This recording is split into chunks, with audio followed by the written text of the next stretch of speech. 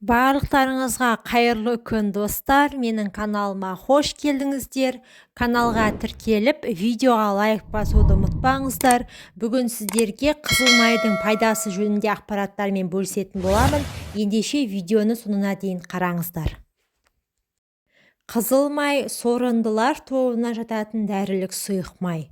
Ол Қазақстанда өсетін 7 түрлі өсімдіктен шайқурай, қалақай, итмұрын, мия, шырғанақ, жебір тас шөбі және дерменеден дайындалады. Сондай-ақ шайқурайдың майлы экстракты да бар. Құрамында кератин, гиперицин, С, А, Е, В1 және В2 витаминдері болады. Қызыл май ауруды асқындырмау үшін, түрлі бактерияларға қарсы, жарақатты тез жазу үшін және оны тыныс алу, ринит, фарингит, ларингит, бронхит, өкпе ауруы, жедел және созылмалы және ішек асқазан жолдарының ауруларында, геморройды, гинекологиялық және урологиялық ауруларды, түрлі күйіктерді, қышыма ауруларына қолданады. Қызыл май не үшін қолданылады?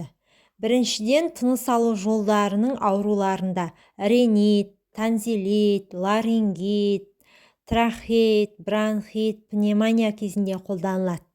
Екінші, гастрит, асқазанның және 12 елі ішіктің ойық жарасы, колит, энтероколит кезінде қолданады. Үшінші, гинекологиялық және урологиялық аурулар кезінде қолданады.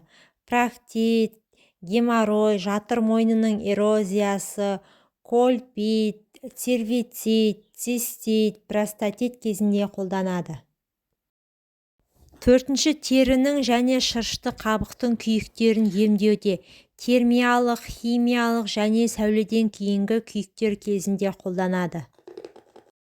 Бесінші, тері аурулары кезінде терінің ойылуы, дерматиттер, дерматоздар, баяу жазылатын жаралар және ойық жаралар, соның ішінде жұқпалы жаралар кезінде қолданады.